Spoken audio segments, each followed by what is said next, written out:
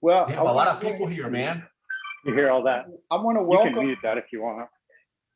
Yeah. If you're not either Ralph or Carlos, please put your microphone on mute, please. And I'd like to welcome you to our 5th day of our 9th annual high performance camp. Without further ado, I'll pass it off to Ralph and his special guest. Yeah, good morning, good afternoon, and good evening over the world. And I'm very happy today because today my friend and my colleague and unbelievable athlete is my guest. So a warm welcome to Carlos Moleda. Good morning, everyone. Carlos, how are you doing? I'm doing well. I've been gone, disappeared there for a couple of years, but I'm back slowly. But it's interesting to see you have a haircut. In Germany, it's at this moment not possible to get a haircut. I cut it myself every day. Okay, it's good. It looks good. Carlos, we know each other now. I don't know exactly. It's 2009? 12 years now, right? Yep. It's a long time, but the beginning was our experience through America, race across America. Yeah, that was pretty amazing. Absolutely, but it's a little bit like a time changer. So I have no idea what you have done before. For sure, I have a little Before bit Ram? Before the Ram. Before Race Across America? Yes. So I like to start a little bit to talk about your time before the race across America, before we going in the closer past. Yeah.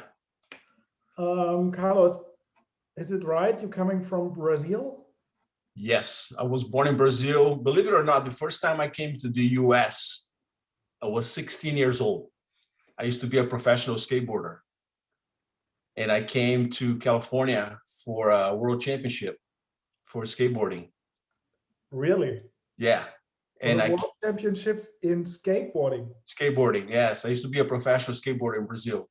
So when I turned 16, my team came to the US for a world championship, man. You know, and for me, it was like an amazing experience, which was the reason when I went back, I told my mom I was gonna come back when I was 18 years old. You know, once you're over age, I was gonna come back and just live that life of skateboarding and surfing, you know, the California life. Okay, And, cool. That's what I did. I mean, I turned 18, man. I sold everything I had. You know, I had surfboards, whatever I had, dude. And I came to the US and 18 years old, $300 in my pocket. That's it. Okay. Okay, when you have been a part of the World Championships, which place you got? Oh man, I didn't do well at all. I mean, I wasn't that great, you know what I mean, compared to the Americans at that time. You know what I mean? I was pretty good for Brazilian standards, you know, but then when I came to the US, I didn't do so well. I didn't place at all. Okay. But it was fun. I mean, I was here for 30 days just traveling around, you know, California. And at the time, skateboarding was pretty big. Oh man, if I had this knowledge, I would now show a video about skateboarding and wheelchair using. Do you know this video? Yeah, I'm building one right now. You're doing your skateboarding with wheelchair? They gave me a chair right now, CF, they have an extra chair, but I'm building a skateboard that I can use a real skateboard. Right. You know, with a sitting frame, almost like a ski. Oh no, there's some videos online which there's a normal wheelchair user and using a normal board. Yes, I've seen it. And do you try this? I'm building one, but instead of me using my wheelchair, I'm gonna use a frame, like a ski frame. Then you sit on it, and then you can go and do the carving and everything. Okay. So that's the plan.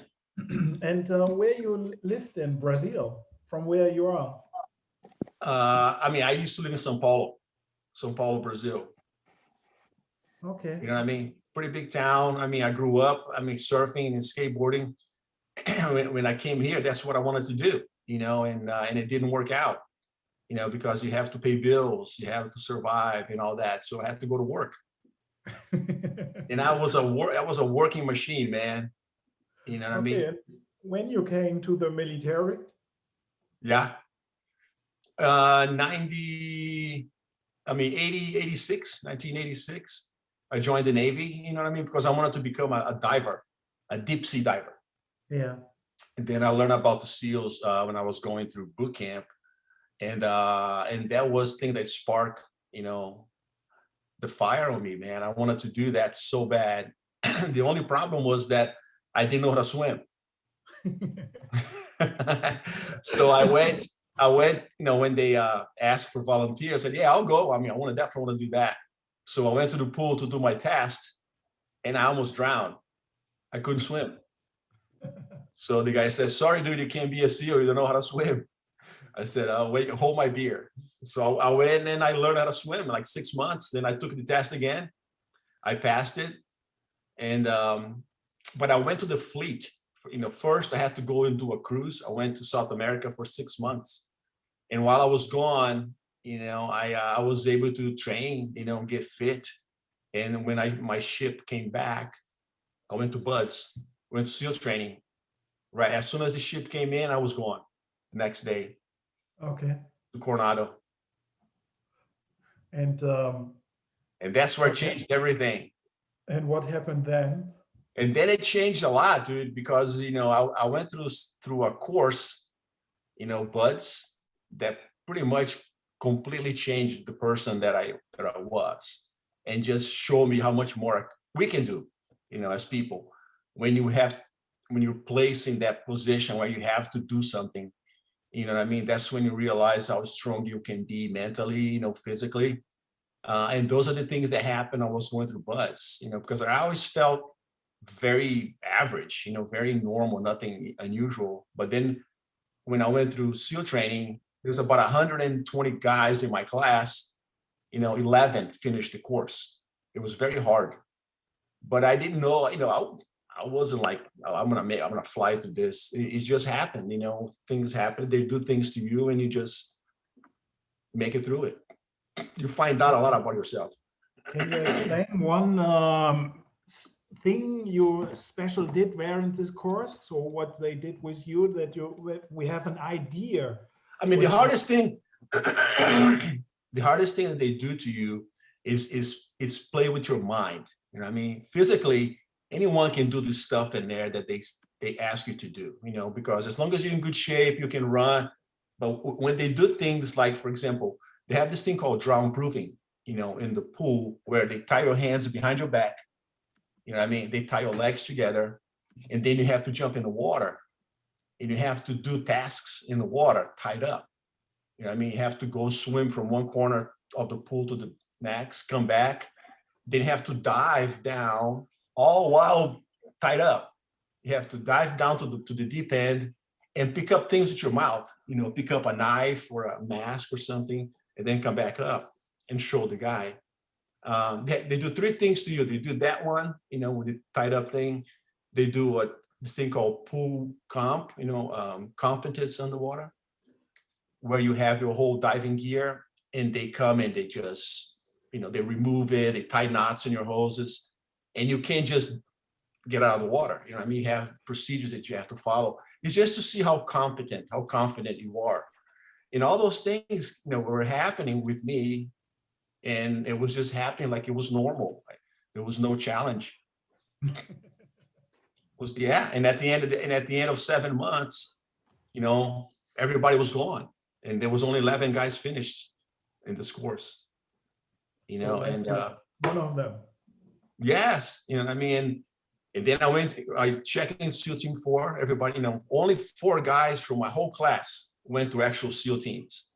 Myself and 3 other guys. Everybody else went to what's called an SDV, SEAL Delivery Vehicle team, like a little submarine that we have, you know, that we carry people inside. So most of my class went to that team to work on the submarines. And I went to a regular SEAL team. on the East Coast, because I spoke Spanish and Portuguese. So all the work that I did was in South America. Yeah. Okay. And how long have you been a SEAL? I was in the SEAL teams for almost 4 years. How much? Say it again. Almost 4. 4 years. Yeah. And And I was getting ready to re-up, to redo my contract. And that's when I got hurt. okay. Do Yeah. you want to explain what happened in Panama? Yeah. People don't know this, but when Panama happened, we really haven't had any conflicts up to then, other than Grenada. So when Panama happened in 1989, everybody wanted to be part of it. The Army, the Air Force, the Marines, everybody wants a piece of that pie to be able to do their job. So the job that they gave it to us, the SEAL Team 4, for example, was to secure an airport where Noriega kept his jet. So just go to the airport and make sure that the airport is secure and the jet can't take off. That was the main thing. But the thing is, when SEALs go to work, the last thing they want to do is be seen. For example, they go, they do their job, and they leave. Nothing happened. The last thing they want to do is be in a firefight or anything like that. But when we went to Panama, normally SEALs work in small groups. We had about almost 50 SEALs walking up this runway towards Noriega's hangar, knowing that we couldn't, fire at anybody because we weren't at war with Panama. We just had to go and secure the plane. So we get to where his hangar is, and we're facing the guards that he had there. Pretty much they were waiting for us because they knew things were happening. And I had my back towards them. My job was to secure the gate. I had some rockets, in my hand. And all of a sudden a firefight started, and pretty much everybody in my platoon squad got hurt. People on my left, 4 guys were killed, left and right. And I was shot in my back. And I think it was actually friendly fire. It wasn't really a Panamanian bullet that hit my back, and right away I was paralyzed. You know what I mean? But it didn't really sink in. Like, yes, this is forever. You think, okay, I'm hurt. Let's go get it fixed. And I'll feel better in a couple of months, kind of thing. So wind up in a hospital 2 or 3 days later. Thinking, what the hell am I going to do now? You know what I mean? Because everything has changed. The doctors, they come in and they keep telling you, hey, can you move your leg? Can you move your, can you feel this? And nothing is happening, and every day that passes things don't change. That's when you realize, yeah, this is going to be for good. It's going to be for the long time. And so I had to make a decision, man. What's going to happen with my life? Plus not knowing anything, you don't know how a life in a wheelchair is going to be. You don't have any reference. Are there sports? Are there, sexuality? Are there friends? Real living. So it was, relearning everything, just like a lot of people here in this group, trying to relearn everything, how you feel about yourself, and that takes a long time. A lot of people think, you get ready, 1 or 2 years, you feel good. But I've been in that chair for for over 30 years now. And it's a lot of this up and down, just like everybody else. And sports was the thing that really saved me, I would say, because, you don't know what to do. Then, my therapist introduced me to sports. And that was the door, that opened up for me and really, gave me the opportunity to really enjoy life, to have experiences, to meet amazing people. So I think sports was the thing that really made a difference in my recovery, for short term and for the long term. Yeah. How long was the time between you have been hit and you are starting with sport, wheelchair sport? Oh, 6 months. Oh, only 6 months. Yeah, very quick, because what happened was, I got hurt. I went to the VA hospital for care, different hospitals. I wind up at the VA hospital in Seattle because I heard that one had the best rehab, in the VA system, which they did. So I went to rehab there, and my physical therapist, saw sports as a great way, to get people back out there. So, when I check into the hospital, she already said, "Oh, you're gonna do this, you're gonna do that." I'm like, "Are you crazy?" But she's the one that brought me a racing chair, to the hospital for me to check it out. She took me to the veterans wheelchair games. I was still in the hospital. And she said, "If you race with this, and you like it, I'll get you one." So she got me one of those, and a racing chair. And then, 2 years later, I went to Alaska, my first race, to do the 400-mile race in Alaska. 2 years later, With the racing chair or with the hand cycle? with the racing chair. Really? Yeah, 9 days. And I came in last place. Yeah, I was hit by my own crew. And then I came back, it was maybe 3 years later, when we start having hand cycles. And I won that, $5,000. Okay. So your first sport have been racing chair when you. Yes. Yeah. How long you did only racing chair, or you I think starting really? maybe 5 years or so. That was the thing that got me into Ironman triathlon. You know what I mean? Mhm. Because I didn't start riding my bike until I thought about doing triathlons. I wanted to do triathlon. So, okay, let's find, there weren't any bikes back then. The only bikes that they had back when I did it was the Freedom Rider, the one that you lean like this. And then, and Top End was starting to get going with bikes. They're making the banana bike, the XLT bike.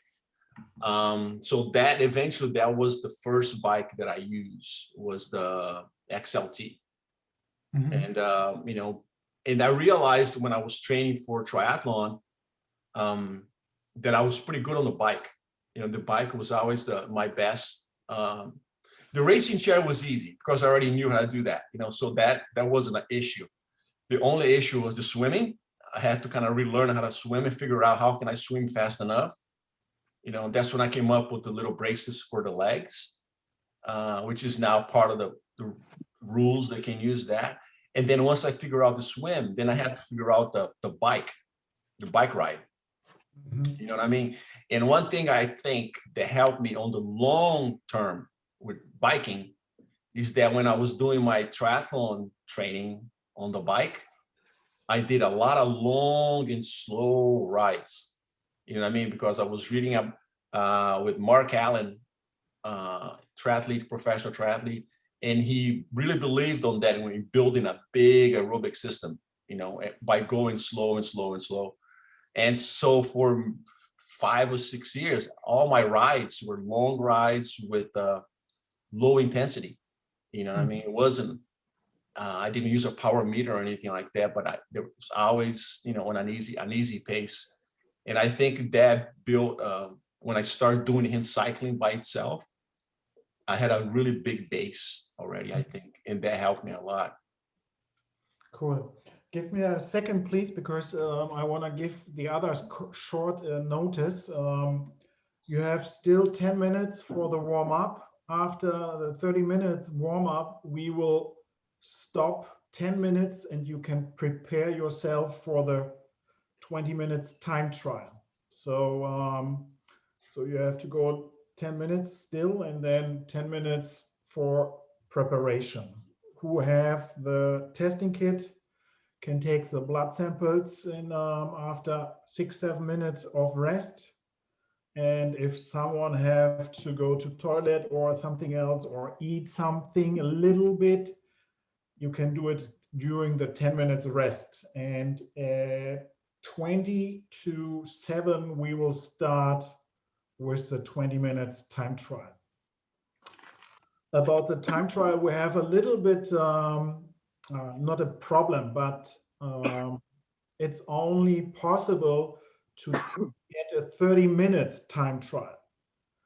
But we will stop the time trial after 20 minutes. So do not be confused when you see that on Swift, the time trial still is running. Yeah, we are doing only 20 minutes, the TT.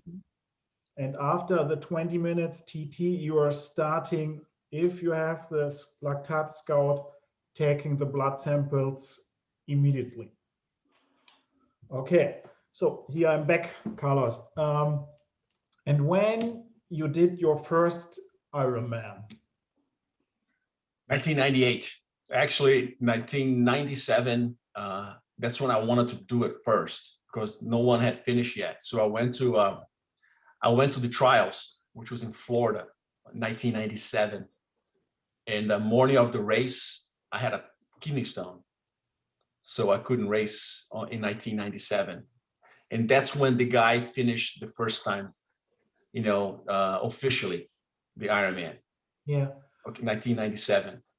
And this was already a long distance or a half distance? No, long distance. Yeah, that was the Ironman in Hawaii. Okay, so no one had finished Ironman in Hawaii yet under the time allowed it. So in 1997 was the first time that they did. A guy from Australia,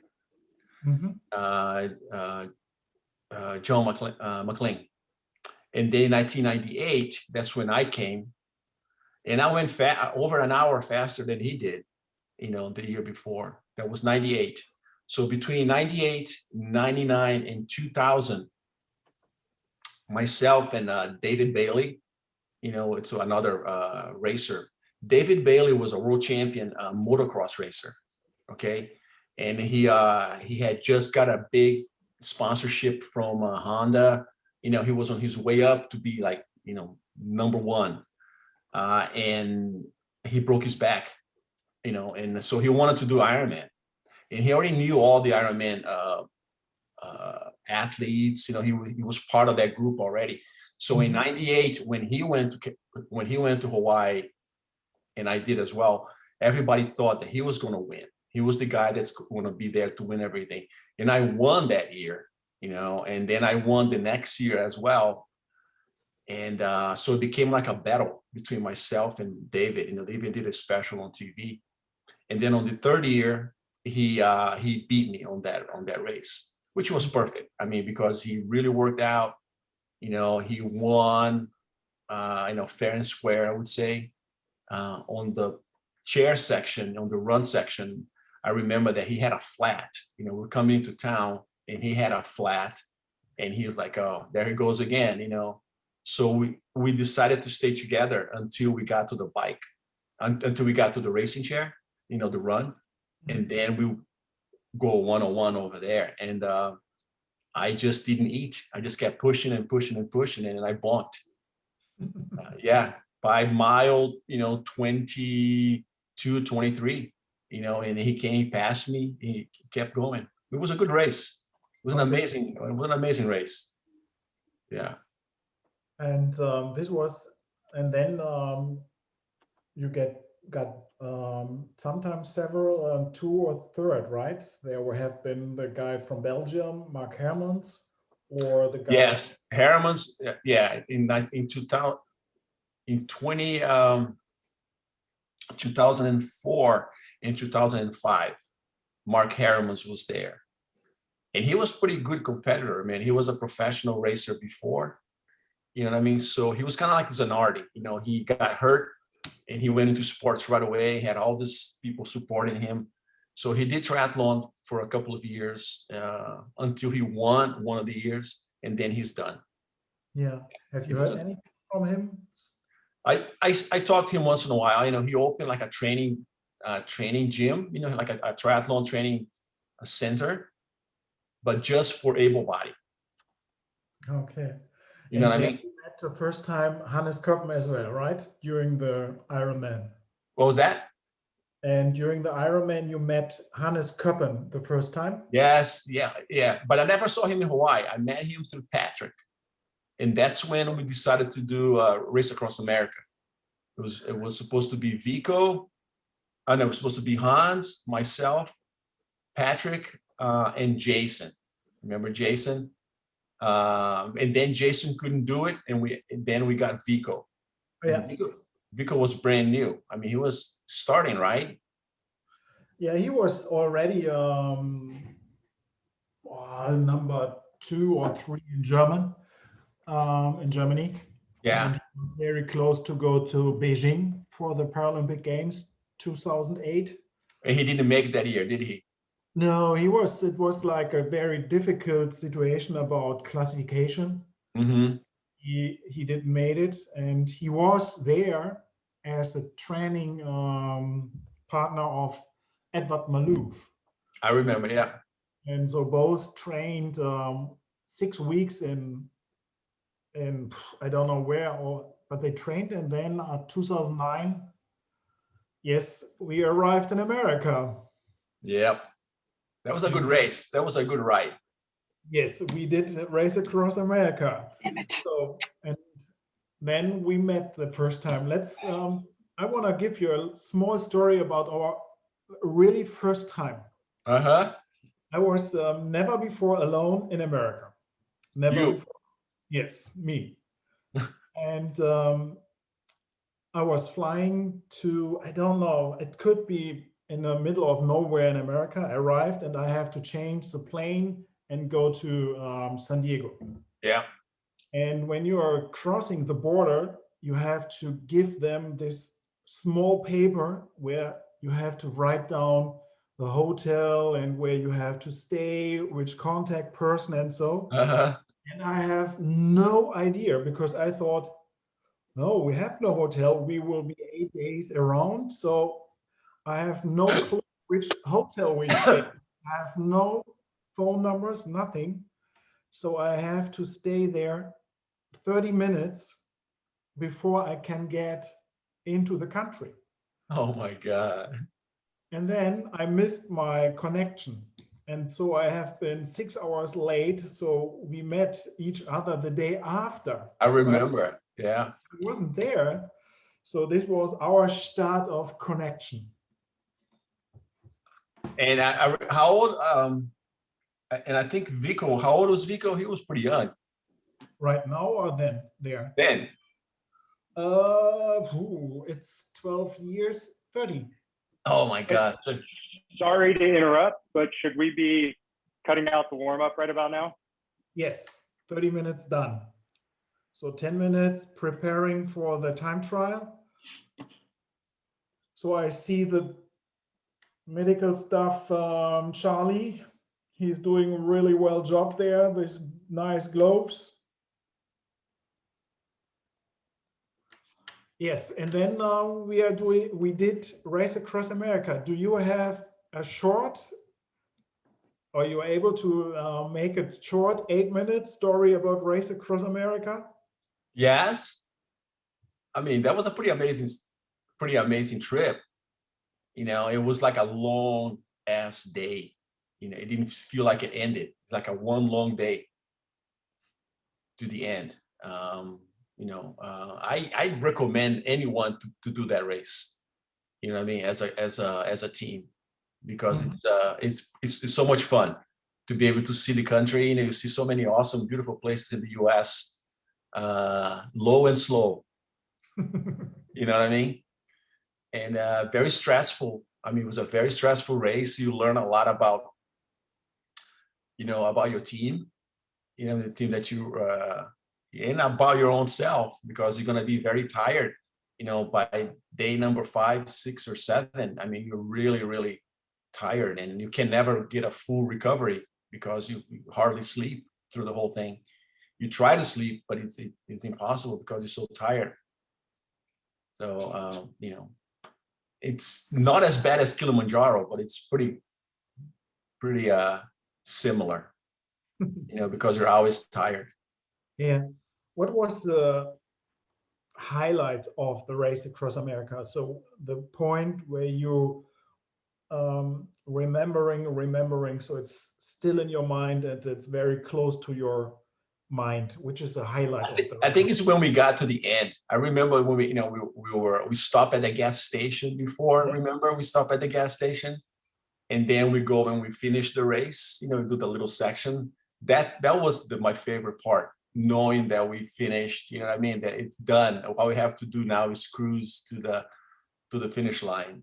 So that was my most emotional point, I think, when you realize that, man, we just did this big thing, and we're still friends.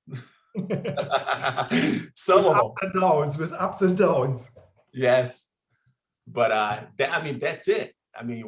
Because every day during that race, something's gonna challenge you. It can be the weather, it can be the length of the day, it can be the hills, and just being tired.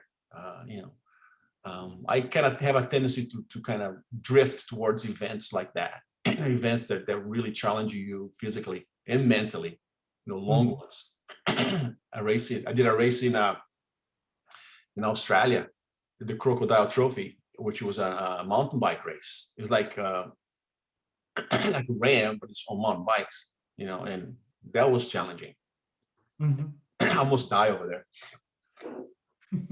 Yes. And you did race across America. What happened then? Because we get in contact really 2 years after. Yeah, I wanted to make the national team. You know what I mean? I was already, getting to a point like, I got to stop. I'm getting older. My racing is not gonna get much better. So one of the last things I wanted to do was to, make the national team for cycling, and that's when I contacted you, and then you coached me for almost 2 years. I made the team within a year, within 12 months. A year and a half, I made the national team. I went to a couple of World Cups, and then that's it. I did one more Ironman after that in 2015, and that's when I was done with competing. I had enough. Almost 30 years of doing this stuff, and now it's mostly working towards developing the sport here in America more. Developing more team racing, and see where the sport can go. Instead of participating in it, I want to be part of the whole thing and make it grow. And for women and for men, and even for juniors, for young kids, to see if we can get young kids to start racing. That's something that's in my mind. What is before we are talking about your mountain climb in Africa, because this is a very special thing. What was the personally highlight of your sportive life beside Kilimanjaro? So what is the highlight of doing Ironman? I think the first one, doing the first Ironman, was the highlight of the whole thing. The first time I did Ironman in 1998, that was the most rewarding one, and because I still didn't know, it was the first time, it was very, very different. And that's the one that made a huge difference on the whole picture, I think. That we went there, we raced in Kona, we changed how people were looking at disabled sports within triathlon itself. It changed the view of them. So it's the most rewarding for me to be able to go, to be there in 98 and do a really good show for everybody on the TV to see it, that we are not just people in chairs, that we can go and compete and perform at a high level, just like everybody else. Yeah, absolutely. And how many athletes have you been there at your first time? They only allow 3 every time. So you go to the other ones, you qualify, and they get 3 to go to Hawaii. But that's the World Championship. So normally it's usually 3 to 5. 3 that qualify, and then 1 or 2 that are there because they have a special guest. You know what I mean? Like Zanardi may go as a guest. He won't compete, but he'll just ride it. You know what I mean? Yeah. So usually you have to go somewhere else and then qualify there. Yeah, absolutely. One question to Jody or to Gerard. Can you show us for a short time the start screen for the time trial? Is that possible? All I have access to is the Zwift. Yes, and I think there should be in a few minutes everyone on the starting line. Let me see if Great. I can share something and see if this is what you want.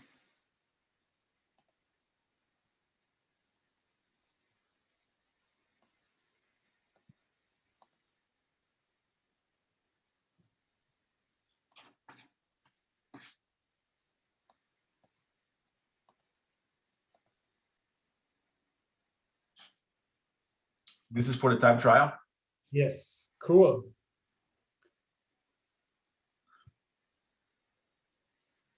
Okay, now how we can see who is there? See, I can only watch one person at a time, and I'm watching Gerard. Okay, someone else there? Well, you can see on the screen who was beside him. I can try to look on another device and maybe give you an audible there. So There's this valet.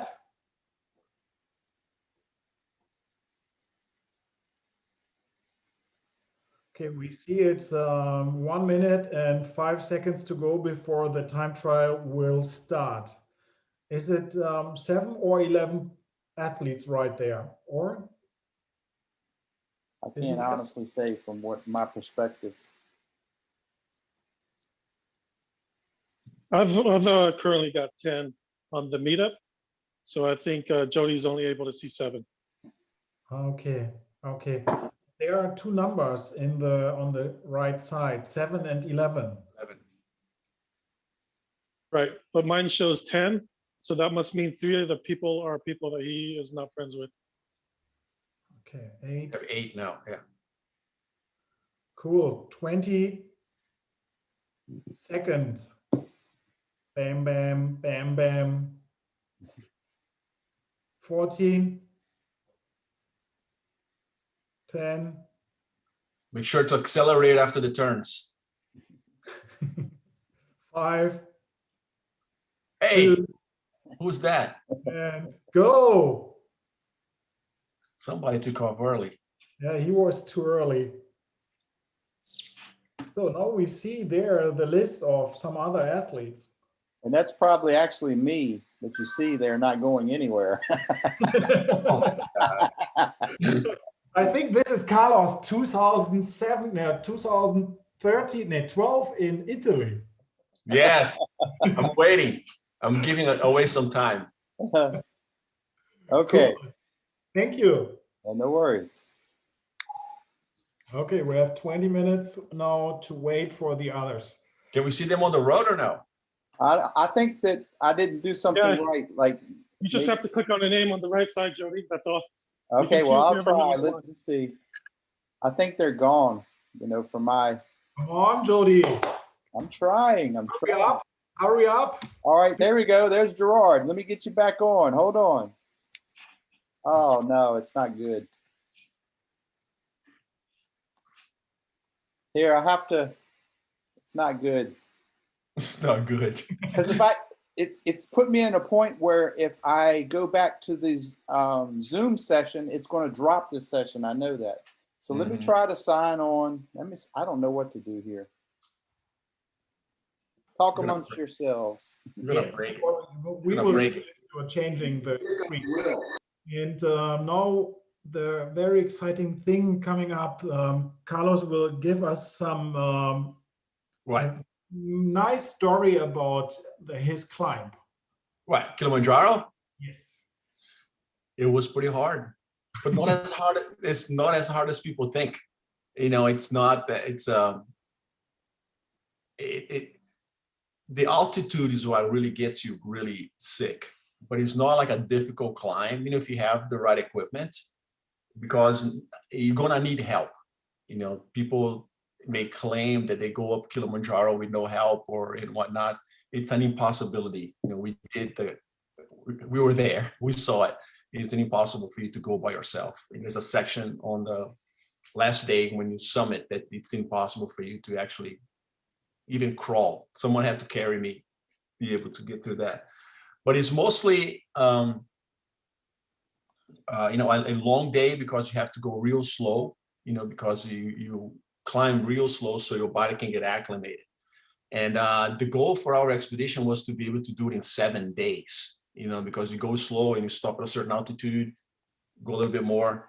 But because I was, I was on a bike, you know what I mean? And I wanted to try to do as much as I could on my own, you know what I mean? So as I was cranking, every time I would stop to kind of try to negotiate an obstacle, the guys who come and try to push me, you know what I mean? So I'm like running away from them. So we wind up going too fast. We wind up doing the whole climb in 5 days. Yeah, and a lot of people got really sick. Pretty much everybody got sick, and two of our most experienced climbers wind up in the hospital with edema in their lungs, from the altitude. Yeah. And it's pretty scary, because you get up there on the last day and you're going towards the summit, and all these people that are coming down from the summit are hurting. I mean, their faces are blue. I mean, their lips, everything here just blue from lack of oxygen. And people are falling down, passing out, coming down. I'm like, holy crap. So, you get to the top and you don't spend much time there. It's almost 20,000 feet. So take a few pictures and then start coming down. And it's pretty quick coming down. Then that's when you realize, because most of the time it's going up, going up, going up. I don't look backwards. So when we're coming back down, that's when you realize how high you were. How tall the mountain is, and how cold. It was minus 20 degrees. So even inside of my tent, my water bottle, froze in the middle of the night. So it was pretty cold. So it's most of the environment and the altitude, but climbing, just the last day that you have a whole bunch of boulders that you have to kind of negotiate, and you have to get on the ground, push and pull, and had to get on one of the porters' back to be able to go around a corner, because my bike, was too big to go around the corner. But other than that, it was an amazing experience. The week before that, I was in Ethiopia working at a medical mission there, doing eye surgeries. So I was able to go into the operating room and everything, and work with the doctors, see how they do the stuff, and help them with, bandages and lenses and stuff like that. So it was pretty amazing trip. If anyone ever have a chance to go and go to Africa, go to Kilimanjaro, they should do it, because it's really rewarding, and they can just ask me. I can hook them up with the right porters, the right people to take them up the mountain. It's about $5,000 per person just to go up the mountain. Yeah, it's not the trip there. It's only the climb, right? Right. Yeah. And then, then you have to pay for everything else. I mean, just to be able to, to have the porters, to have your license, and be on the mountain for 7 days, it's almost $5,000. Yeah. Yeah. Crazy. And we've spoken on Monday with Tim, and he is staying at this moment in Namibia for his elevation camp. So he's spending there at about 1,800 meters. And Who's that? Tim DeRay? Tim de Vries. Yeah. So, but you have been on more than 5,000 meters. And I have done it twice now to be on this level. And it's, but we get there in weeks. Yeah, so we have time to get the feeling for the elevation. Get acclimated, yeah.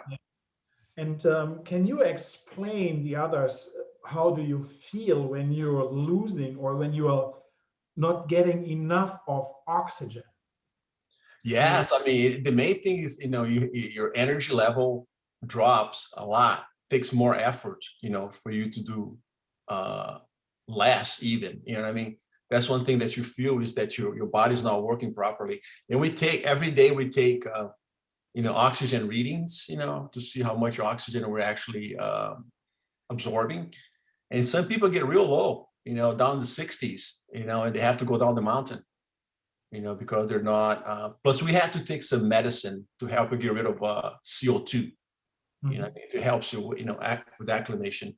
But the main thing is the dehydration and the lack of energy, from the lack of oxygen. Yeah.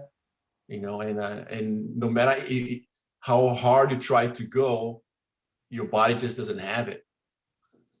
Yeah. There was one guy there with us though, man. He is one of the top climbers in the world. And he was there the day before we summited. Okay. He went all the way back down the mountain, all the way to the front of the park, turned around and came back up and ran back up. And he met us at the summit. Really? Yeah, in one day, he ran up, he met us right before we summited, and we summited together. Yeah, Crazy. that guy was incredible. Yeah. So for the others, I like to explain it a little bit deeper. So when you are in an elevation, there is the same amount of oxygen. Yeah, it's only the pressure which is changed. So if you're going higher and higher, the air pressure is lower and lower.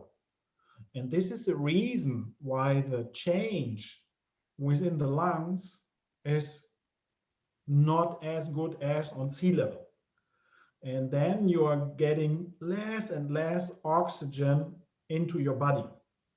And on 5,000 meters, it's like, it feels like you have to go one step and stop.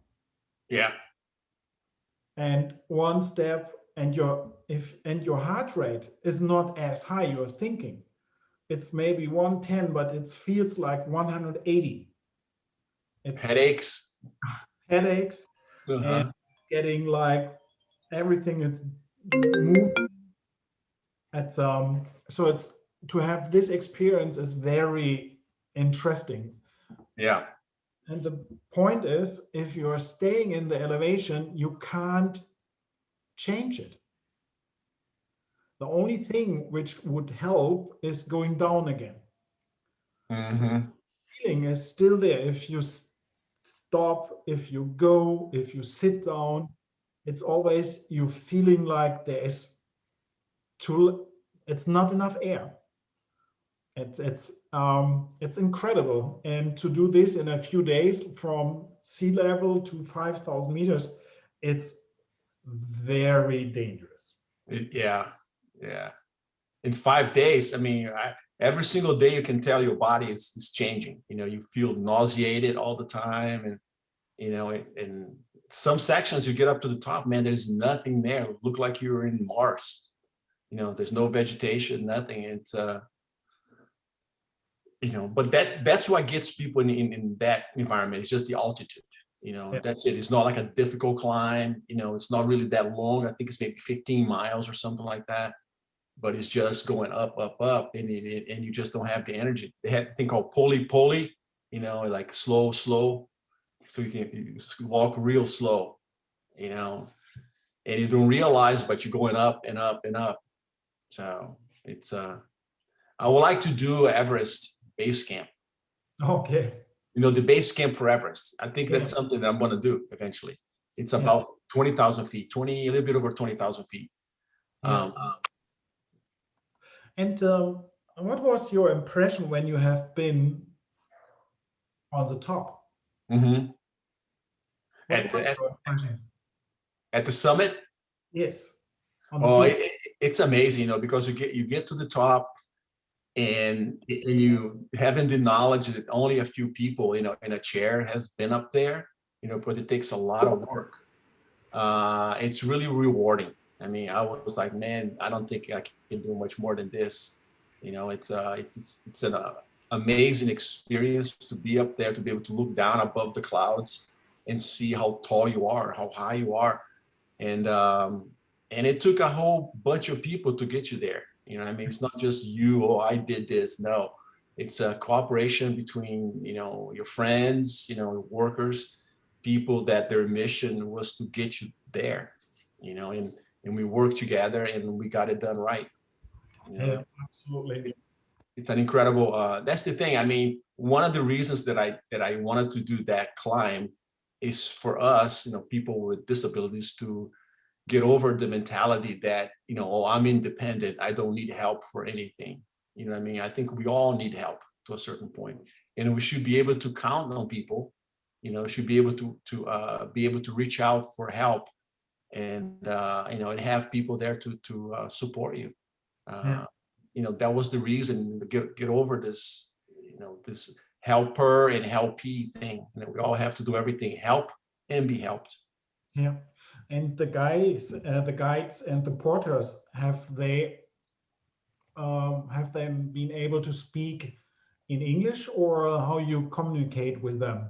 Oh, and most of them speak English. Yeah, you know, and we had 60 porters, 60.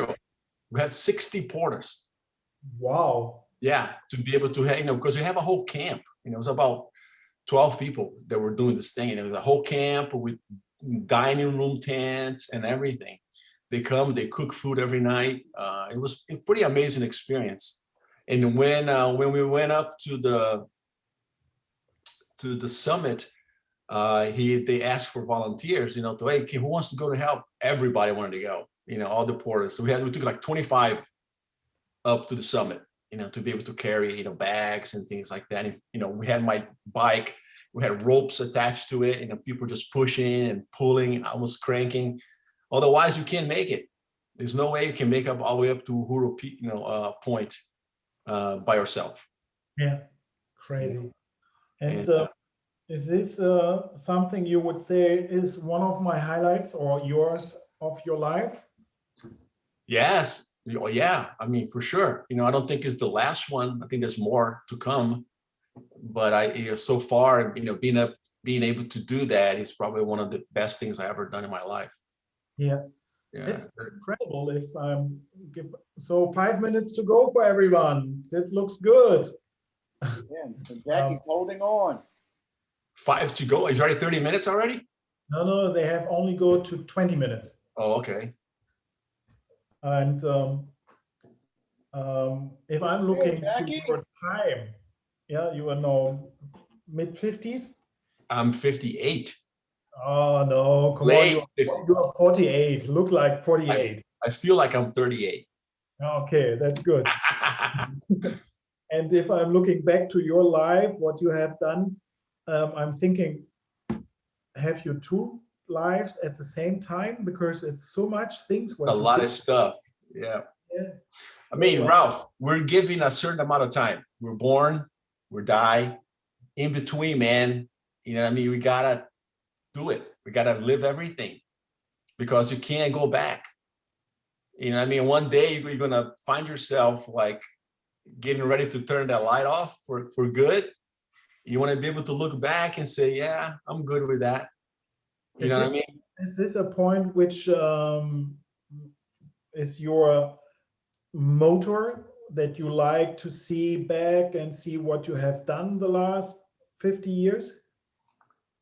I mean, what do you mean? I mean, I look back now, you know, and like, wow, that's pretty incredible that I was able to do all that stuff and have all those memories. Yeah, sure. But is this a kind of motivation that you, for the next 20 years as well, Yeah. do different things?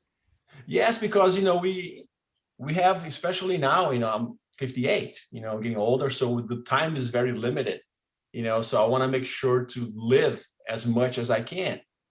You know what I mean? Stay as healthy as I can, because I want to be able to do things, you know, have experiences, you know, through life, not just sit back and wait. You know, I like to make things happen. Yeah, absolutely. And do you know Era como un juego. maybe the A la mitad age pasé of, or how long en people with spinal cord Por estar live cállate y cálmate. here? Some noise. I can't hear you. So it lived 30 years before with a spinal cord injury. Do you know the time span of living with a spinal It's more. It's more now. Do you know about the time? It's about half and half right now. You know what I mean? I'm a little bit more on the spinal cord. I have lived more in the spinal cord than before. Yeah, no, that's not what I mean. So if we are looking 30 years back, Right. so the people which have a spinal cord 30 years before, Yeah. their life expectation have been maybe 40 years, 45 years. Yeah. But what has changed of abilities, huh? Right. I mean, It's that's one thing in the beginning, you know, like I didn't know, I mean, what's the life expectancy? You know, am I going to be able to be 50 or 60 or 70 years old? Yeah. And I don't see why not, you know what I mean? And also live a healthy life, you know, with the spinal cord, you know, still be able to do things, go places and enjoy life. And that's the key, you know, to be able to do things that you love, because you can't go back and, okay, let's do it again. You know, you have to do it now. Absolutely. It's 1 minute and 8 seconds to go. Please remind, this is the moment you can push everything. Now, do not stay stable, do the same power. Do not increase now. I want to have a line and not an increasing right now. So 50 seconds. Then, Carlos, Yes. we can look into the future. Yes. What's Now we can. What's next? Oh, a lot. Number one, of course, you got to work with Nexus, make sure that thing takes off. And, you know, do the things that I love to do, Ralph, you know, which is help people, be part of the community, you know, and give back what's been given to me all this 30 years. You know, I had a lot of opportunities that were given to me, a lot of, you know, good things that came into my life because of other people, you know, and I think I'm at a point now in my life that it's time for me to kind of do my work. 10 seconds. 5 seconds. 2, and bam. Maybe you can change again the screen. 20. Congratulations to everyone. So now I like to see some blood. Who is testing? I know Valet's doing Odessa. Will. I'm not sure if Odessa is doing. I'm not Odessa's sure doing. if Gerard is doing. Hi, Liz.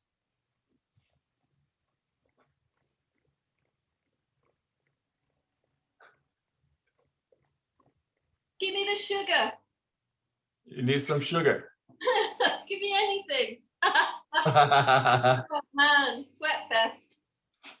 Nice, good. Congratulations to everyone for this TT, and I'm looking forward to see the numbers. Are they accurate, Ralph? Are they accurate on the sorry. Are they accurate on Swift? I know I've done an FTP test on Swift, so it has verified that a few weeks ago, but I'm always wary about whether it actually says the right numbers. Yeah, the numbers are coming from your home trainer. No, I can't connect the SRM, the PC8 with Swift at the same time. So you are not using your PC, your power meter. No. I've talked to Gerard. Maybe you can tell me how it works. It doesn't matter anyway. Okay, but you have, so the power meter of your bike, the power meter. Yeah, it Give should work. numbers to the Swift. But then I can't use Swift as well because it won't tie into two different power sources because I have a smart trainer. Courtesy of Challenged Athlete Foundation. What he's saying is, you know, you can go off your SRM power, not the Swift. You know what I mean? If you have to follow the right power, follow the one on your bike. Yeah, it's all very new to me. I'm just but the question you asked, I have no idea. So how big the difference between both systems can be. Will, how is the cold weather there? It's been really sunny. It was 8 degrees Celsius today. Really? Oh, Where? Went out did some gardening. Oh, what about Idaho? sorry, Liz. How did you just kick my butt and now you're all chatting about Not too tea? bad. It's hard as heck to find a house, though. Because if you look at my power to weight and the hills, that's when I overtook you mostly. I know, I was like dying and I'm like, ah. Maybe you went a little too hard at the beginning, Colette. I did. I screwed it up today. You were chasing. No, I was just excited. What was your heart rate? Way too high. What was your heart rate? Your highest heart rate? Oh, too high. Come on, how much? 160. Nice. See, if you're old like me, you never get it that high ever again. Or maybe once in a while. Yeah. The lactate won't lie though. 160 is like the highest I've seen in like 3 years. So. Why, Ralph, why are they testing after the time trial? Because I want to have more information, and this is very interesting. And if I now have a little bit time, I can explain it a little bit more deeper. So the point is, last year in September, we had our last camp as well here virtual, and then we did a time trial as well. And some of the athletes had the opportunity to take the blood samples. Last time in September. And it was luckily around we did our testing. So we had a testing on a normal style, and then they did the 20 minutes. And they did the 20 minutes without getting a number from my side. So, and then they pushed 20 minutes as high as they could. And measured the blood before and after. And the results have been in a way different than I expected, that I thought, oh, we have to look deeper in the analysis. So since then I went in contact with the producer of our software, with Insight, and we tried to find the solution for this gap on numbers which the athletes got during the time trial and of my testing. And now we are getting closer and closer to the results. So I know the reason now why there's a big change in the abilities of the 20 minutes time trial compared to the results I thought they are able to do. Did you think they were able to do more or less? Much more. They are reaching much higher numbers than I thought before. So I'm not. It's like I'm thinking they are able to reach maybe 7 or 8 after 20 minutes, and they reached 10, 11, 12, 13. So it was a very surprising result. But the good thing is for us as Nexus and the other athletes of mine, we are now have more information now, and I can analyze our results much better than before September 2020. So in my eyes, COVID-19 and the virtual camps have been very helpful for me to have more information about testing and spinal cord injury and the results. So maybe are you making changes to the software as you get results? Yes, I do. And this is, it's incredible. So, and then the next thing is, there's a change in this habit between the different injury heights. Mm-hmm. So an age 4 athlete with a very low injury, like TH12, Yeah. have a completely different response on this, what we now have a new marker, than an age 4 age 1 athlete. Huh. And yeah, it's great. So we have since last September much more information. For sure, I have done now a lot of tests in Germany and in Europe and in America. So we're getting test by test more information and have a much better picture about the thresholds and the development in a body of a wheelchair user. Mm-hmm. So this is the reason why we are doing always this testing and 20 minutes testing to get more and more numbers and more information. Will, I'm looking forward to see your numbers. Well, and this is will be nice. Yeah, so Hey, as far as racing goes for this season, okay, in Europe, Ralph, what is that you know that's going to happen for sure?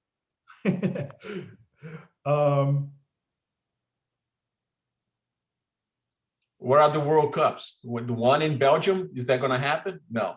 We have no idea. At this moment, it's on the schedule.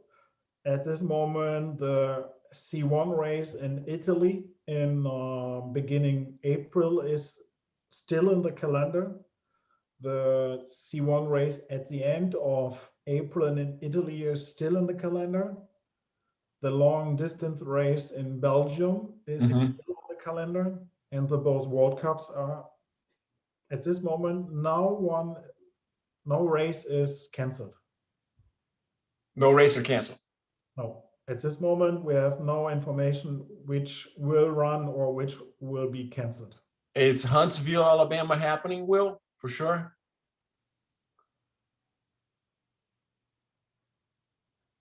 On mute. You're mute. They're having a coaching or a rugby camp right now at Lakeshore. So I think Alabama's pretty keen to get everything going again. I'd say barring any crazy restrictions that are out nationwide, Huntsville will happen. Okay. What's the date for that again? I think 17th and 18th of April. Yeah. So this is a reason why we are doing now this testing, and there's so we are now here with Nexus, and maybe some of you have heard the last half year haven't been the best year of Nexus, but No. we can say the next upcoming years will be much better. And I can give you another thing what coming up for all of Nexus athletes. We will use in a maybe few months, 2 or 3 months, a new software. So I won't send any schedule anymore via email. Finally. Finally, yes, you will get your schedules in the future through an email or through a software program. So, like an app? Yes, and you can as well upload your files through this app, through Garmin, through Polar, or if you're using still PC8s, you can upload there the files as well.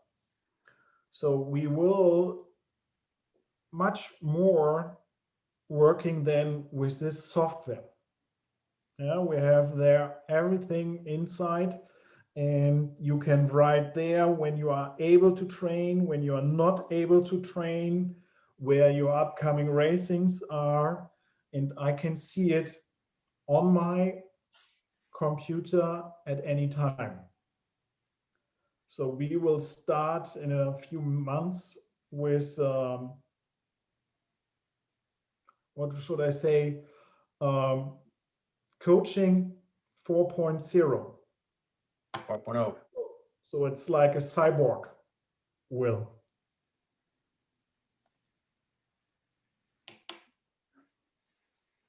Yeah, I mean, I've been going for a while. I mean, Ralph was going there for a little bit, and we're back now. Hopefully, we'll get back in a good path and make things a lot simpler. That's for sure. That's one thing that Ralph wants to do is keep, as simple as possible. Not much additions or anything like that. Just get your coaching, get your schedule, do the work. Any changes, let us know, and then we'll be able to get it to you, before it gets out of hand. So I'm very excited with this new software, and this will be, for sure, at the beginning, maybe not easier. So sometimes maybe you will ask me some questions and maybe I made some mistakes, but when we will go through the start and coming to the next level together with this software, I think we will reach another level.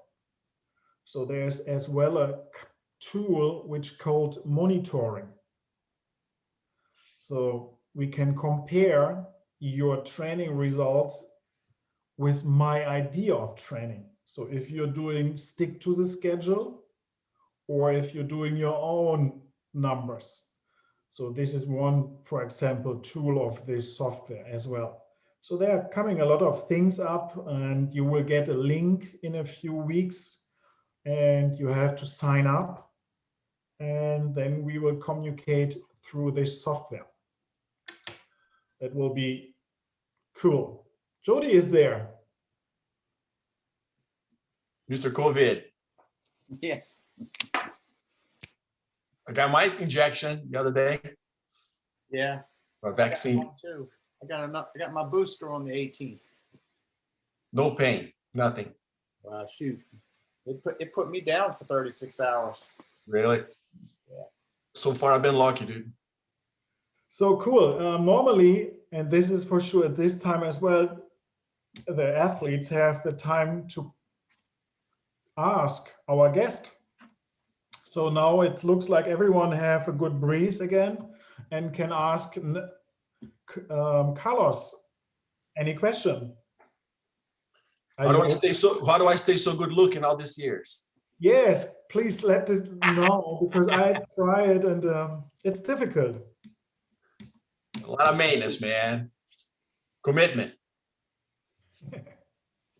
Okay, questions. No, they already know everything. Sorry, I have a question. It's Sean. Sean, Hey, Carlos, how you doing? good man. Hey, I got a story and then a question. Actually, a couple stories. The first time I met you was an interesting story. You're breaking up. And you swore you'd never do that again. But so I was riding in the. Are you hearing me? You good? Mm-mm. Can you hear me? I can't hear you. Just breaking up a little bit. Let's let the next person go. Okay, another question. Don't worry about it. Oh yeah, Liz, let's do it. Carlos, are Yes. you coming back to race Ironman with me? Yes. Go to Kona. I'll make it. Oh, I don't know about Yeah. Kona again. What? No. I already just finished paying off 2017. Oh my God. Yeah. That place, it eats some money. Yes. It's expensive. Somewhere where I can scuba dive afterwards. Come to Mexico. Florida. Now. Yeah. And then we'll go scuba diving after. If you go, I'll go. You're I'm on. retired.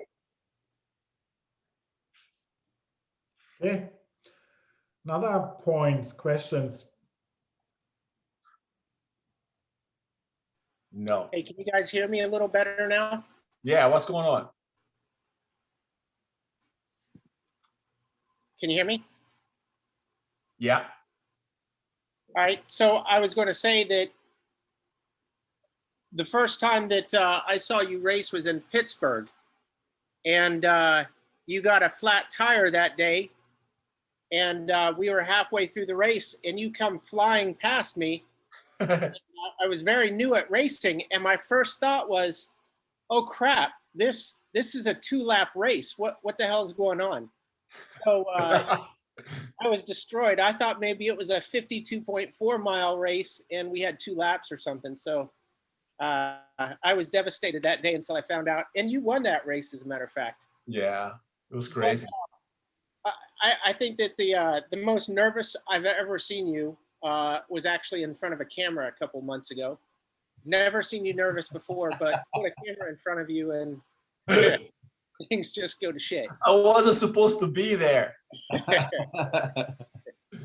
So my question for you is this, you know, I'm heading up on 50 here in about 6 months. And my question is, how do you mentally change your goals and the way that you think about racing as you start to get, you know, up in age and maybe you're not able to do the things that you used to do back in, you know, when you were 30. Right. Yeah. How do you change that mentally, and how do you stay motivated enough to still accomplish goals in your life?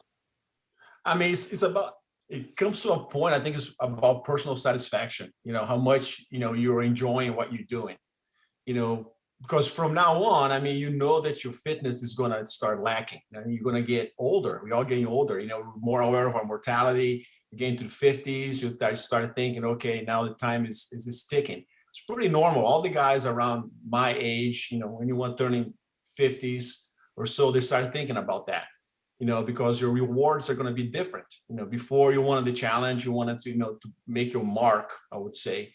And now that I'm getting older, you know, it's more about how much fulfillment do I get out of this, personal fulfillment. You know what I mean? It's not about breaking the record or, you know, or winning the race. You know, how can I make a difference on someone else's life? You know, because in the past 25 to 28 years, I've been racing, you know what I mean, just about me, win, you know, and now you get to a point where you know that's going to be harder to win, you know, so you have to kind of give that up and find fulfillment somewhere else, you know, doing something else. And for me, it's, you know, it's to using all this experience that I gathered through all these years racing and pass it on to other people. Hey, you can have the same awesome life that I did, you know, if you let sports in your life this way or that way. You know, it's just, you know, sharing my journey, what I did with people that are going to do it so they can get motivated and do it, because it's a big payback for it.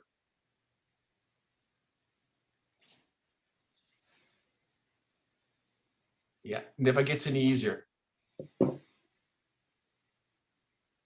Wallet, do you have a question? A lot of people here. Hey, I wanted to expand upon that Pittsburgh race. So, Carlos, you definitely won that race, but it was as little as something like Mark Power not having his pocket knife with him. Can you imagine? Or Mark Power not being there, because Mark Power brought up the rear as a, you know, equipment or a maintenance guy. And Carlos had taken that tubular tire and wrung it off the rim and it got wrapped up in his cassette so tight that you could not be unwound, because he kept going forward because he was not going to stop. And again, Mark freed it up, put a tire on there, and you can imagine how much time that could have taken. Because I think he struggled with it for a certain amount of time. You told him, no, get a knife. And yeah, there's many good races, and a lot of people have gone through a lot of things. And you know, it's Mark that's been the you know, there to put people upright. Save the day. We also had a wreck in Redlands that was inspired by Adam Allen. I remember that. And you almost won that race too.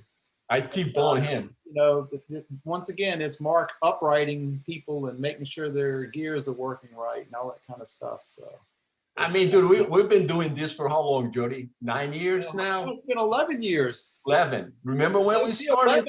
It will be 11 at the end of this calendar year. Yeah. I mean, we did a pretty good amount of work in 11 years. Oh yeah. You know what I mean? We did a lot of cool stuff. Alaska and all this stuff, Colorado. We went wherever they would allow us to go and welcome us to be. Yeah. You said earlier that you weren't supposed to be there. It made me think about when you and I were in like we were looking at the glaciers in Alaska. And we were like, we're not even supposed to be here. We're in wheelchairs. You know, it's like, how the hell did somebody in a wheelchair think that they have the right to go do this? But we're lucky to live where we do and have these opportunities. So, I mean, and we've been given some awesome opportunities through PVA. That's one good thing to think about it. I mean, if since we started this thing, if you look at it, 11 years, you know, a lot of people got a lot of opportunities to do things that they most likely would have never done it on their own. oh yeah. You know, so. And we did 26 clinics, and much of that was to do with, you know, Mark again and Mary Carroll. Mary Carroll, yeah. So, and some of these people that are even on here today were probably. Will started at one of our clinics. I'm sorry, say that again. Will started at one of our clinics. In Yeah, Seattle, remember? Yeah, I remember meeting him. Uh-huh. So again, it's been good, and hopefully it'll still be good. Yeah, we're hoping for a camp in November. So, you know, keep that in your guys' mind in Tucson. Yeah. You know, I know the CAF, you know, may have some funds for that. So we want to make a mega camp. It depends on COVID, of course, but, you know, because we haven't been able to travel anywhere. People are not racing. Everybody's antsy, you know. If you're not on the national team, most likely you won't be doing any races, you know, because they're, you know, I mean, Idaho is going to happen for sure. CAF is going to put a lot of money on that. Tour of America Dairyland, it sounds like they're working on it to work. So those are the two races that I'm aiming to go to, you know, with the team.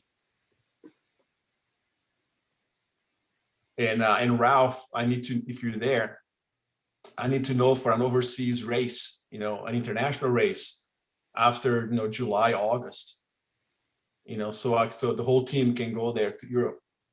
It's one of the requirements. You know, it's about the female team. They have to do one overseas race. Yeah. International race. We can talk about this after this session. Yeah. And then we see. So any other question to Carlos from the athletes? Bon appetit in UK. Dankeschön. It's rice cakes, peanut butter and jelly. That's awesome. I like that. So no other question to Carlos at this moment? No. I have a question. Mike here. You mentioned the Tour of America's Dairyland. Do you have the dates for that? I think they're working on it right now. I think, Jody, did they give you a date? Yeah, it's the last weekend in July. Thank you. But the weekend is a Thursday, Friday, Saturday, Sunday. Was it June or July? Maybe it was June. It's June. I'm sorry. Yeah, June. I have June written down. It's 4 races, you know, it's four crits. It's a really good format for us. So that one and the one in Boise should be the 2 races that I know for sure are going to happen, that we're planning to go to. And then in Huntsville. And do we know if Tour of Dairyland, if they're going to be allowing recumbents, or has that not been discussed? They're going to allow it, but you'll race your own separate race. So let's say that it's only you and two other guys. It's going to be, That's fine. That's fine. I mean, but it. I'm from Michigan, so that'd be kind of a cool, being able to. I've never been to Wisconsin, so Yeah. Cool. They have some apprehension of mixing up the bikes. That's fine. I'll wear a bigger helmet to, everyone knows where I'm at. Thought you was gonna ride a hand cycle. What happened to that? You're supposed to be racing in Alabama. You and me, mano to mano. I'm riding a recumbent in Alabama there, Jackie. So we will race mono E. I can't think of a good. Yeah.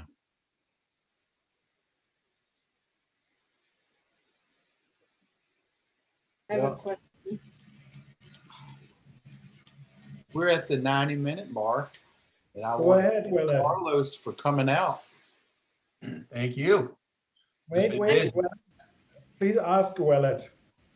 Oh, Carlos, I don't think I've ever asked you this. Oh boy. If you could be a pirate or a ninja, which one would you choose and why? Pirate. I always be a pirate. He looks like a pirate. I always be a pirate. And then Charlie says that you look so young because you keep your hair shaved. You think I should let it grow? No. You don't let it grow and then show all your grays. Look at that. That's not even funny. Oh my Lord. Someone needs. He looks like a bum. It's fine. Yeah, you're right about that though. If I let it grow, then I actually look older because of all the white hairs. So I might as well just shave it. Mike knows the deal, Romanowski. Hey, what about the second question, Villette? I guess another one of Charlie's was, do you mean my knees are always going to hurt? Yes. He was being a smart aleck over here. Hey, Villette, since I have you in here, I told you about that athlete that needs to be tested, right? Yeah. And I have a kit, with Lancet? Yeah, with what? What do you mean? I need the lancets. I have the thing, but I don't have the lancets. The strips?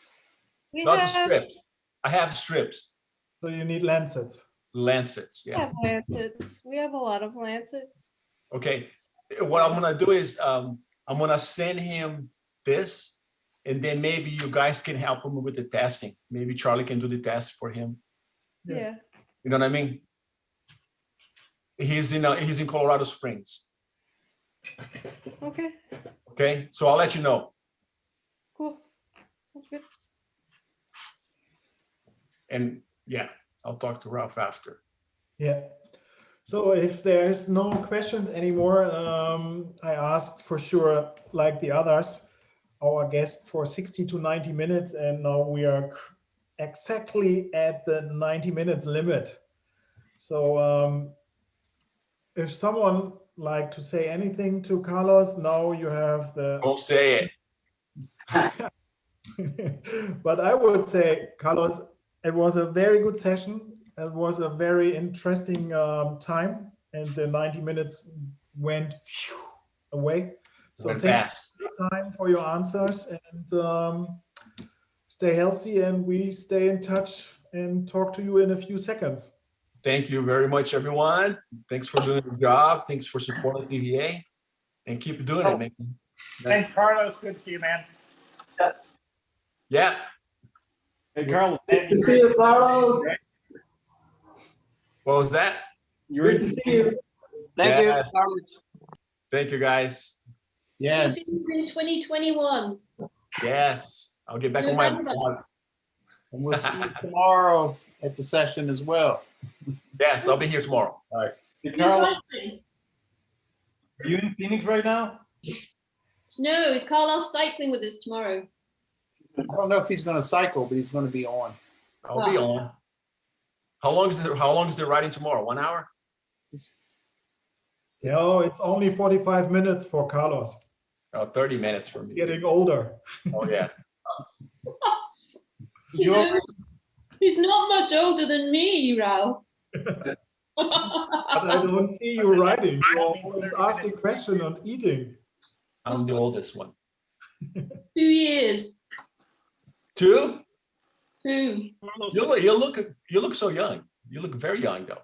Hey, you're lucky. Hey, you're looking like Cycling keeps you young. And rice cakes. And rice cakes. Hey, Carlos, thanks for joining us today. Thank you guys. Thanks, Gerard. Get back to packing your shit back there. in a few seconds a Zoom invitation, okay, for the next call. Hey, Carlos, you're in Phoenix right now, right? Yes, in Scottsdale. Got an apartment. Dude, you should come down on Sunday. There's a TT in right in between Tucson and Phoenix, and I think there's you guys gonna show up. But I know someone told me about that. But who's putting it on? It's I'm not sure who puts it on. It's called. It's nothing to do with us though. It's not a hand cycle. No, yeah. It's a hand cycle. Like Oz is gonna be there, and David Berling, and Adam Finney. Few other names, but yeah, there's category for hand cycle. Are you back in town or are you still in Mexico? No, man, I'm still in Mexico. Okay.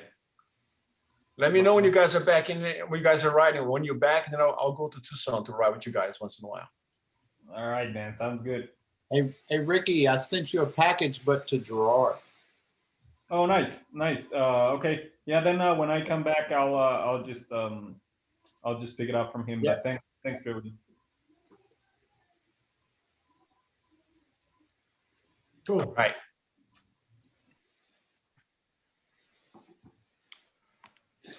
I'm very interesting to see the numbers of your blood testing, and I will analyze them tomorrow morning so we can talk about them a little bit without names during our tomorrow session.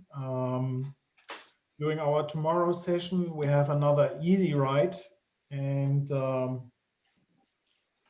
there are some other points coming up tomorrow, which are on the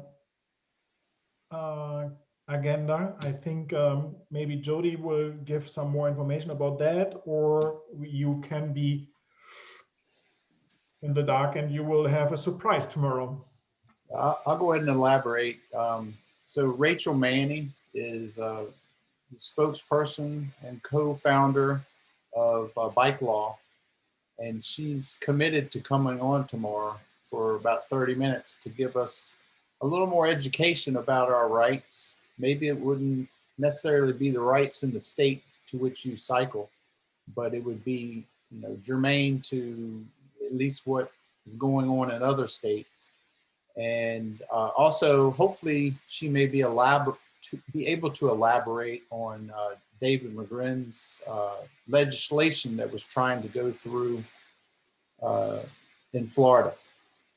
That's what I'm expecting, but I've asked her to come on a few times before, and it just didn't fit her schedule. So I need to still put it out there. There's a chance that maybe she wouldn't be able to show up, but she's planning on being here tomorrow at noon. And also, can you come here and take a picture of this for me?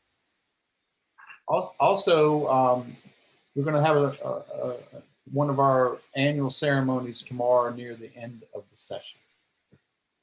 So, and you know what? It's going to wrap up a good week, because even if we had to stop after today, we've had a wonderful week of 6 sessions. And I think, like Ralph said earlier, in some aspects we're actually accomplishing things more efficiently and effectively under these circumstances. It's not preferred in the future, but we're making the best of the situation. Absolutely. And for me, it's like the last camp, and now the time from the last camp to now, as a guy who is always testing, have much more information know since September than before, and therefore it is we don't know what we know next year, but the last half year have been very interesting and very new things coming up for us. So, and it will help you to get better in the future as well, for sure.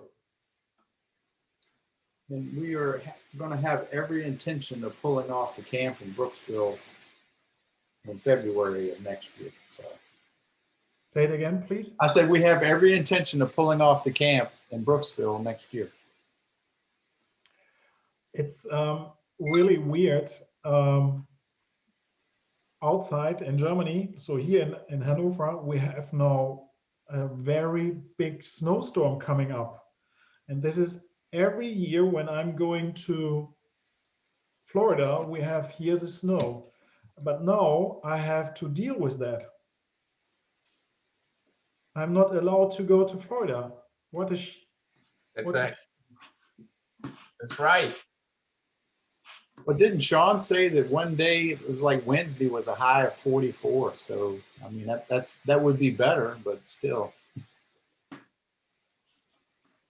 70 degrees here. Thank you. But it's a little bit sad. So last year we did 1 week later the time trial and standing there on the bridge with your watch, with your clock, and now looking to avatars and talking about some other thing and do not see them in a real life. So it's still disappointing that we are not able to do it in Florida. I've got a short list of people that are that's been created of people expecting to go to Huntsville. So if you are expecting to go and you have yet to contact me, I impress upon you to contact me this week, either via phone or email. And even if you're on the fence about going, it's better to let me know, because I could get at a point where I don't have a room available if you decided you wanted to go. And again, that's the 17th and 17th and 18th of April in Huntsville, Alabama.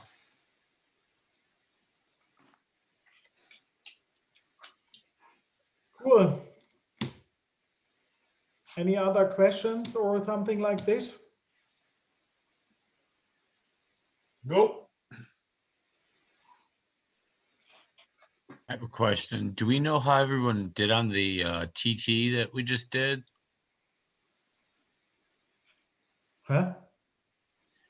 We just did the TT together, and are there any results for it or anything like that that's being shared? So I have no clue about the results. I haven't seen anything about that. And the blood numbers are private, so I will give only some overviews tomorrow with non-names or something like this. But I have not seen the results of the TT during our session. Well, thank you. So, I mean, even the results, it would be, it wouldn't be fair for you to assess the results, because wasn't the effort put out wasn't max effort, right, Ralph? No, it was like a test. Yeah, I mean, it was supposed to be a time trial. I mean, max effort, yeah. I gave 100%. No. It was like more like a point which they can do 20 minutes and without any risk that we have increasing power numbers or decreasing power numbers during the 20 minutes, because then the blood concentration have or will not show us the 20 minutes, maybe it will show us only the last 5 minutes. So, and this is the reason why some of them got a fixed number. And for someone, is this too less? Now, I did, by memory, I think Dennis had gone the furthest for the distance of the time. Yeah. So, but Well, I stopped at the 20-minute mark. Hey, he's got a 700 wheel though. You know what I mean? Most of the people have the 650, so it'll show less distance. He weighs 100 pounds. That's true. Look at the guy. 125, all right? Okay. Wait a minute. Ralph said yesterday, power to weight ratio. Hey, Stephen. Yeah. Good. I went to the doctor yesterday and my weight is 164 pounds. When I raced in Hawaii 2015, I was 135. This is the reason why you looking like as young, because your face is getting more and more like this, and then you're looking younger. Yeah, that's the secret. Get fat, look young. Now that's hilarious. Hey, Steve, I said yesterday that you were definitely a pirate, but no, you're a ninja today. You haven't said anything all day long. And He's in the dark. He's in the dark over there. Look at that. All right, wait, it's light. Got some light. Ninja. Today I'm a ninja. Yeah. I always be a pirate. Get you a throwing star. That's it. That's what we can do with these challenge coins we have. Turn them into throwing stars. Yep. How long is this ride supposed to be? Are you guys done? I thought for sure Valette was going to ask him the fart question. I know. I'm still recording. We could still go into that. I forgot.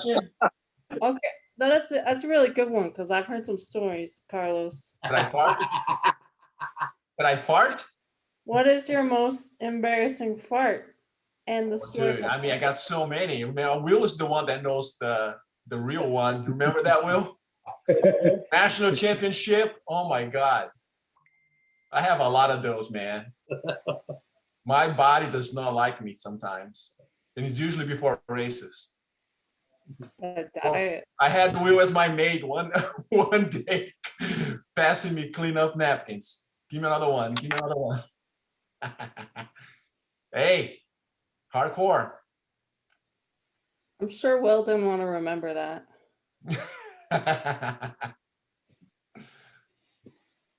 Cool. Nothing coming up. I would say I'm looking forward to see everyone tomorrow. And it was a pleasure. Thanks again to Carlos and Liz. I think it will work with or without Brexit. No worries. Maybe we need only 2 weeks longer. Yeah, it might get stuck in Calais and then get stuck in Dover and then get stuck at customs and then get stuck somewhere else and then, yeah. Yes, are you able to go to Germany, Liz? No, we can't. We're in lockdown number 3.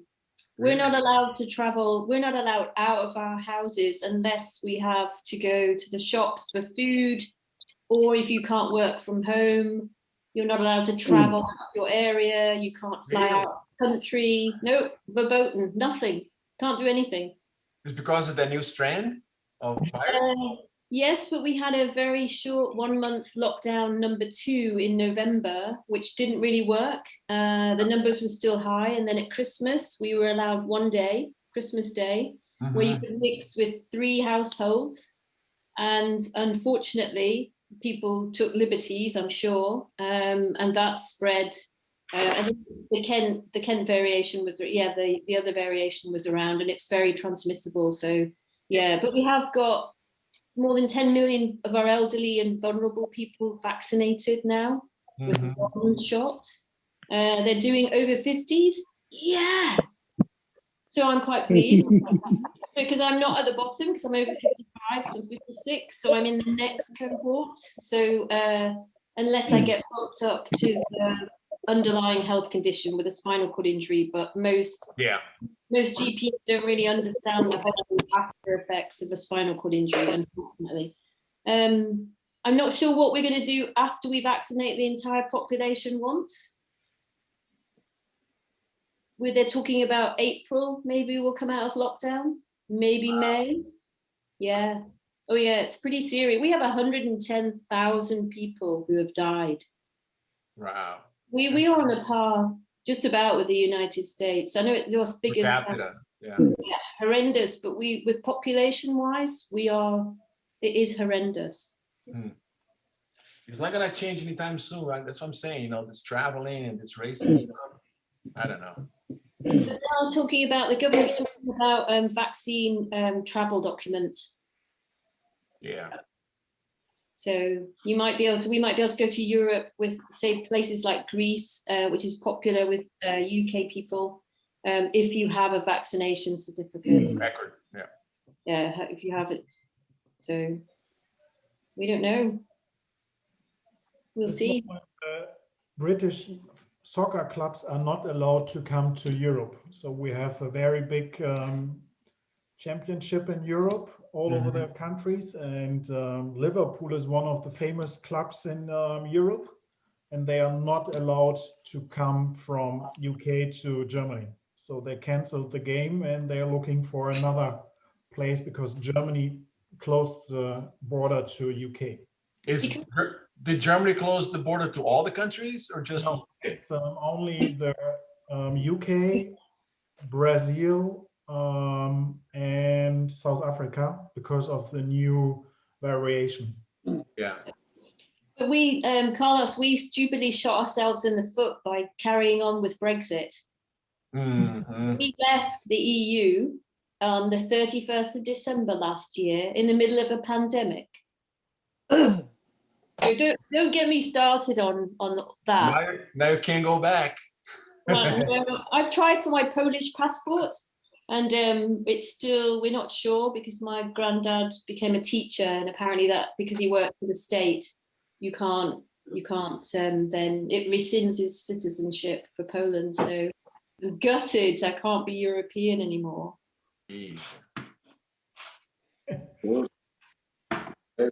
The way the people voice voted go out. But anyway, so if there's nothing anymore, then I will change the room. See you tomorrow. Bye, everyone. See you guys tomorrow. Thank you.